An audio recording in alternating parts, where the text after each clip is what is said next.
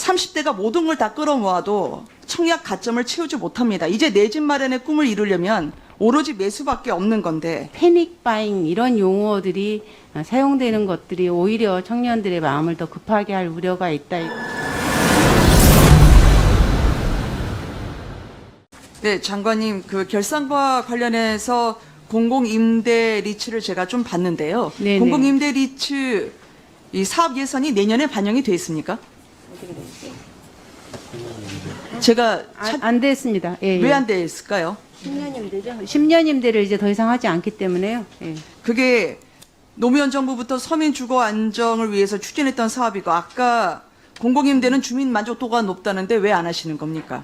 공공임대 중에서 의원님께서 잘 아시겠지만 10년 임대 후 분양의 경우에는 그것을 둘러싼 논란이 너무 커서 제도의 실효성에 있어서 문제가 있다고 생각을 합니다. 그래서 그 논란을 키운 것은 서민들이 아니었다고 생각합니다. 결국 이 정부가 추진했고 문 대통령이 약속했던 10년 공공임대 아파트인데요. 그걸 결국 정부가 설계를 잘못하고 추진했기 때문에 이 부분의 모든 부담을 서민이 안고 있습니다. 그럼 지금이라도 잘못을 인정하셔야 되는 거 아닙니까? 지키지 못하는 공약 어쩔 수 없다고 얘기하면 그걸 믿은 서민들은 뭐가 됩니까? 잘못을 인정하십니까?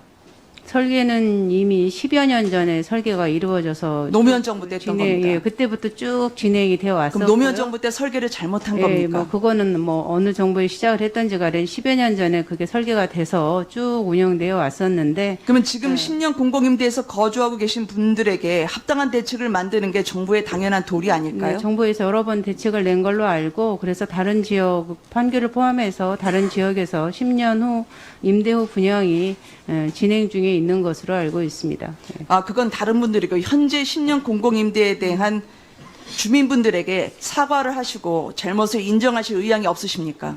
정상적으로 지금 그 분양이 진행되고 있는 것으로 알고 있습니다. 일부 지역에서 문제 제기는 있지만 거기에 대한 보완 대책도 저희들이 충분히 그럼 발표했습니다. 잘못된 정책에 대해서 주민들에게 사과하실 생각이 없다고 제가 받아들이면 됩니까? 이것은 뭐 사과의 문제가 아니고 지금 살고 있는 분들의 어려움들을 조금씩이라도 저희들이 덜어주기 위해서 충분히 노력해 네. 왔다고 생각합니다. 아까 장관님 그 진인 조은산이라는 분의 글에서 장관님을 뭐라고 표현하고 계신지 아시나요? 아직 읽어보시지 않았다고는 들었습니다만. 읽어보지 않았습니다. 예. 네. 왜 그런 글이 나와서 장관님께 어떤 말을 하고 싶어서 그런 글을 썼을까요? 저 읽어보지 않아서 잘 모르겠습니다. 네. 지금 청와대의 뉴 노멀이라고 하는 차관 선임 기준을 아십니까? 모르겠습니다. 예. 1주택자입니다.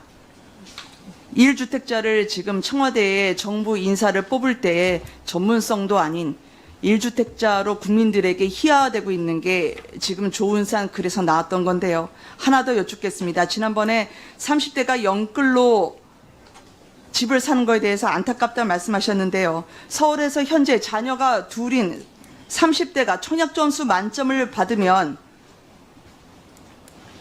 이걸로 당첨받을 수 있다고 생각하십니까? 무주택 기간 그 여러 가지를 좀 따져봐야 되겠습니다. 30대 최고령 39살 수요자라 해도 자녀 2명의 배우자까지 끌어서 4인 가구라면 받을 수 있는 점수가 57점입니다. 지금 현재 서울에서 분양한 아파트 당첨된 분들의 최저 청약 가격 가점 얼마인지 아시나요?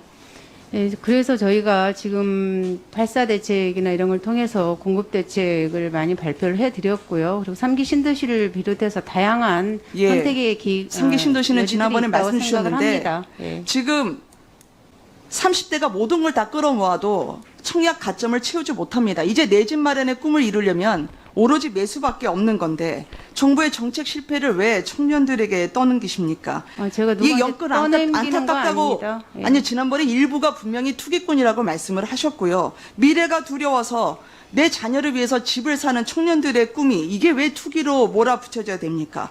가점 절대 못 채웁니다, 지금 청년들이. 그럼 집을 살 수밖에 없습니다. 그럼 이 부분에 대해서 영끌로 안타깝다는 말씀한 부분에 대해서는 적어도 유감 표명은 있으셔야 되지 않을까요? 저는 의원님 말씀이 좀 이해가 안 되고요.